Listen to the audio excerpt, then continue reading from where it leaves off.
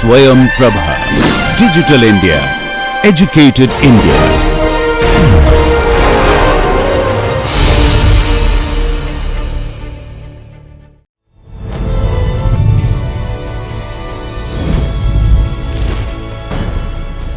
योगः कर्मसु कौशलम्.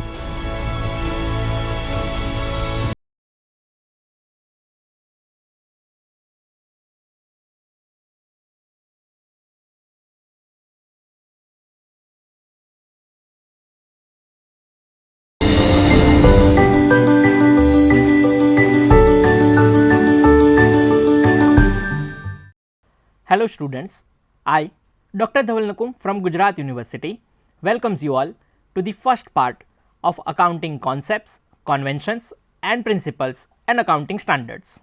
In the previous module, we have acquired information about difference between revenue reserves and capital reserve, secret reserve, difference between reserves and provisions, contingent assets and liabilities, and illustrations on identification of nature of given transactions. Now, we will discuss fundamental aspects of financial accounting. In any system, the existence of principles and conventions makes the system understandable, relevant, reliable, comparable, neutral and complete in itself. This kind of system provides maximum and anticipated advantages to the end users and regulatory bodies. Due to these qualities, its use is not confined to external users but can be used by internal users also. These are all qualitative characteristics of any feasible system or profession. Accounting is also a profession and it has several qualitative characteristics. In accounting, the final stage is the preparation of accounts. Final accounts of a corporate entity are shifted to the public domain. These accounts are widely used by different stakeholders. All stakeholders have good trust in prepared accounts because these accounts also possesses certain qualitative characteristics of financial statements as described by the ICAI. The first qualitative aspect is understandability. Since financial statements of corporate sector move to public domain, the content of financial statements must be understandable by the readers. It should not be prepared in technical language, but at the same time, here it is assumed that the user or reader has reasonable knowledge of commerce, economics and accounting.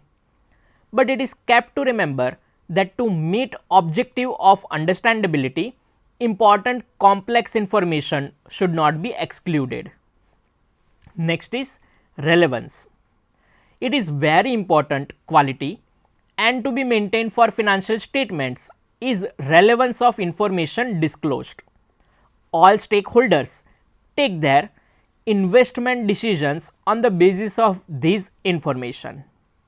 It is expected that accounts preparer should provide relevant information in financial statements. Next is reliability.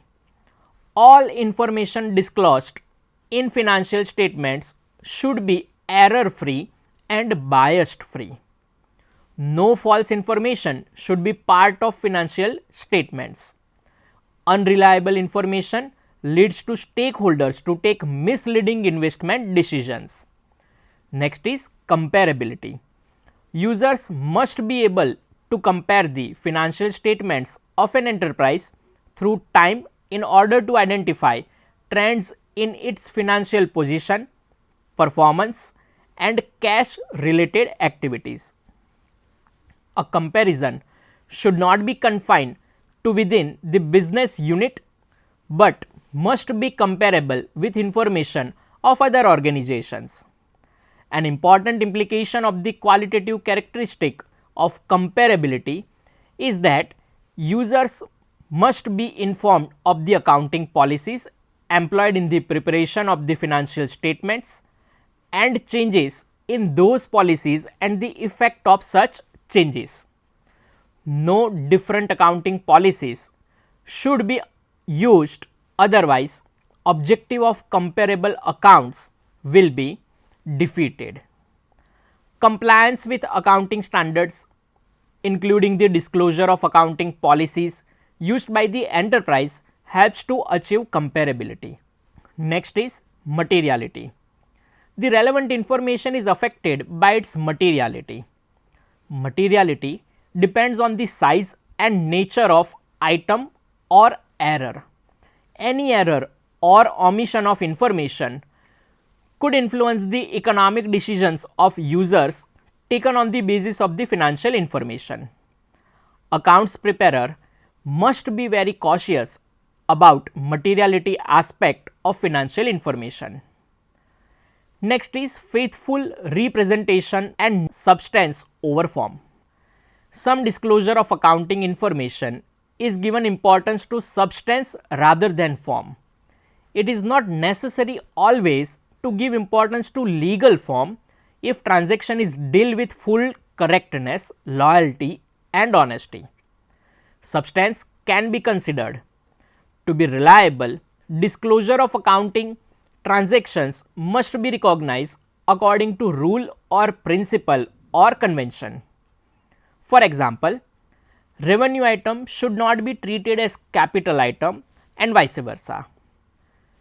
Next is neutrality. The effectiveness of the reliability quality is also based on neutrality of accounting information. No malpractices to be undertaken, no subjectivity in disclosure of accounting information should be followed. Next is prudence. In accounting, probable loss is taken into consideration but not probable gain. It is a conservatism concept of accounting. In brief, proper concentration should be given to make estimates. This means that accountants should not overestimate revenues or underestimate the expenses. Next is full, fair and adequate disclosure. It is very essential for accounts preparer to provide all reliable and relevant information to the stakeholders. All investment related decisions are based on such full, fair and adequate disclosure. The principle of full disclosure implies that nothing should be omitted, while principle of fair disclosure implies that all the transactions recorded should be accounted in a manner that financial statements purport true and fair view of the result of the business enterprise. And adequate disclosure implies that the information influencing the decisions of the users should be disclosed in detail and should make sense. Next is completeness. The relevance and reliability of financial statements depends on completeness quality of accounting information. An omission can cause information to be false or misleading and thus unreliable. All these qualitative characteristics helps to enhance the quality of financial information. In accounting, the credit for all these qualitative characteristics goes to the concepts, conventions and principles of accounting. These are the pillars of accounting which provide different types of protection to the accounting community or users of it. Further, accounting is the language of business. The role of language is to communicate information, data or results which are prepared by the accountant. Financial statements prepared by the accountant communicate financial information to various stakeholders for decision making purposes. Changes in decisions are possible only due to this set of qualitative characteristics and ultimately to concepts, conventions and principles of accounting. Therefore, it is important that financial statements are prepared by different organizations should be prepared on a uniform basis. Also, there should be consistency over a period of time in the preparation of these financial statements. If every accountant starts following their own norms and notions for accounting of different items, then there will be utter confusion. Let us understand with an illustration. You provide your accounting information or data of your business to 5 different people in the accounting field. Ask them to prepare annual or final accounts, including income statement and balance sheet. During the preparation of accounts, they have followed all rules and regulations pertaining to the preparation of final accounts. Upon completion of the accounts preparation process, the results of all accounts prepared will be identical. This is possible due to these qualities. Therefore, it is not important who has prepared the accounts, but how the accounts are prepared. Thus, kindly note that the accounts preparation process does not allow any kind of subjectivity during the preparation of accounts. Accounting is a profession and it is guided by a professional body in every country.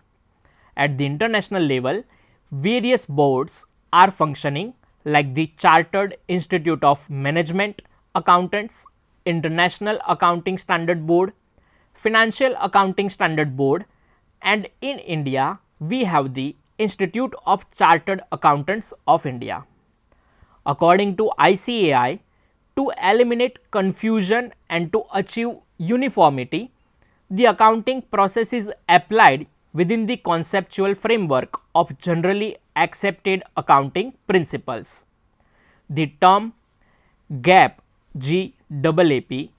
is used to describe rules developed for the preparation of financial statements and are called concepts, conventions, postulates, principles, etc. These gaps are the backbone of the accounting information system, without which the whole system cannot even stand erect. These principles are the ground rules which define the parameters and constraints within which accounting reports are generated. Accounting principles are basic norms and assumptions on which the whole accounting system has been developed and established. Accountants also adhere to various accounting standards issued by the regulatory authority for the standardization of accounting policies to be followed under specific circumstances. These conceptual frameworks, gaps, and accounting standards are considered the theory base of accounting. It is very difficult to distinguish between concepts, principles, and conventions, but according to ICAI, accounting concepts define the assumptions on the basis of which financial statements of a business entity are prepared. Certain concepts are perceived, assumed, and accepted in accounting to provide a unifying structure and internal logic to the accounting process. The word concept means idea or notion which has universal application. Accounting principles are a body of doctrines commonly associated with the theory and procedures of accounting, serving as an explanation of current practices and as a guide for the selection of conventions or procedures where alternatives exist. Accounting conventions emerge out of accounting practices, commonly known as accounting principles, adopted by various organizations over a period of time. These conventions are derived by usage and practice. Benefits of concepts, conventions, and principles of accounting. The very first benefit is accounting is treated as a science which avoids any kind of subjectivity in the preparation of accounts. Next is, these provides comfort to the account preparers, minimize disputes between accounts preparers and government authorities, minimize disputes with customers and creditors. It is universally accepted and it is not confined to one nation except for very specific transactions. Next is, it makes international transactions hurdle free. Accounting education remains the same across the world. It promotes outsourcing for international accounting businesses. Next is exchange of ideas across the globe pertaining to accounting. Makes international taxation provisions simple and easy. Here, the terms accounting concepts, accounting principles and accounting conventions have been used interchangeably to mean those basic points of agreement on which financial accounting theory and practice are based. Now, let us understand these concepts, conventions and principles of accounting. Have a look on a given figure. It includes all the types of accounting concepts. We will cover these concepts one by one. Let us discuss widely accepted accounting concepts. Number 1, entity concept. This concept is known as separate entity concept. Entity concept states that business enterprise is a separate identity apart from its owner irrespective of nature of business form, that is non-corporate form of business or corporate form of business. Accountants will treat owner and business as separate entity. In sole proprietorship, only one owner runs business. For example, Mr. Rajesh has firm named Rajesh and Sons. Here, Mr. Rajesh is owner and provided capital to the business. From accounting concept of separate entity, both are having individual existence. Accounting does not create any discrimination for application of entity concept. This concept is equally applicable in corporate form of business. Here, shareholders are capital providers to the company and company is separate from the shareholders. In books of account, separate account of owners is maintained. Here, rule of personal account is applicable.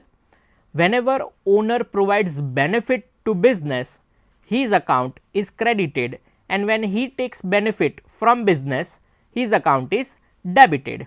As we have studied that there are two types of liabilities of the business, one is external and two is internal. When owner of business is providing capital to the business, it becomes internal liability of the business.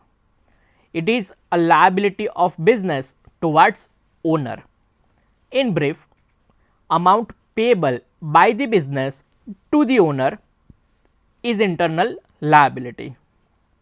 Owner of business has provided capital of rupees 5 lakh. These rupees 5 lakh is a liability of a business towards the owner. This is an internal liability of the business. Entity concept means that the enterprise is liable to the owner for capital investment made by the owner.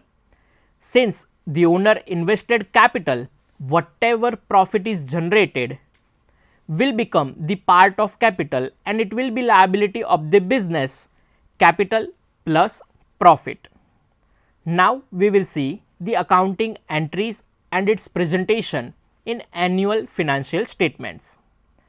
Illustration: Mr. Prakash started business investing rupees 27 lakh from personal cash and obtained loan of rupees 5 lakh, with which he purchased machinery for rupees 20 lakh, furniture rupees 3 lakh, stock rupees 2 lakh and maintained the balance in hand.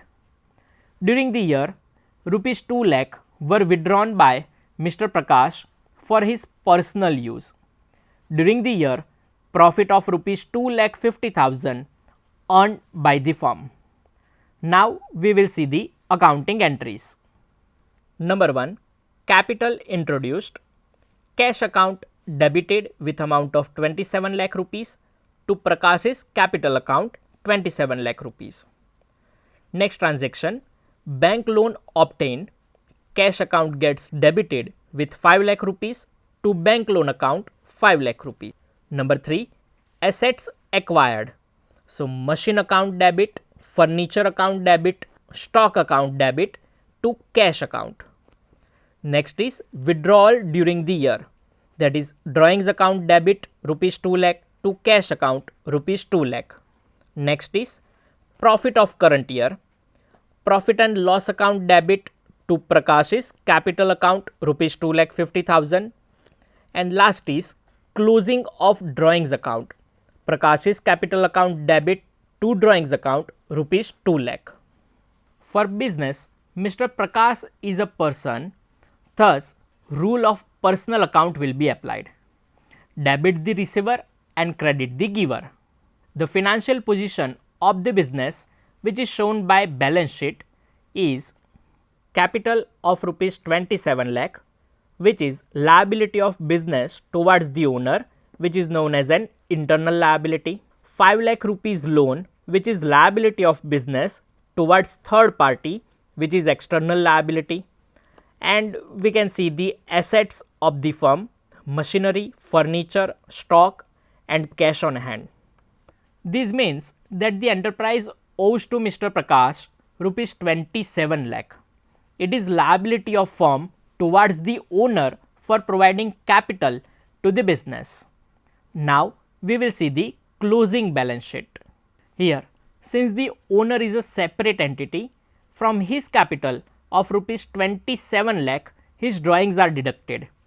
At the same time, capital is provided by the owner, so he is entitled to profit, which will be added to his capital account, that is rupees 2 lakh 50,000.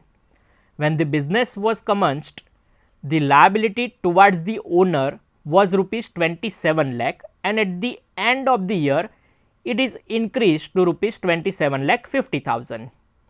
In brief, when the business was commenced, owner Prakash had given rupees 27 lakh to the business.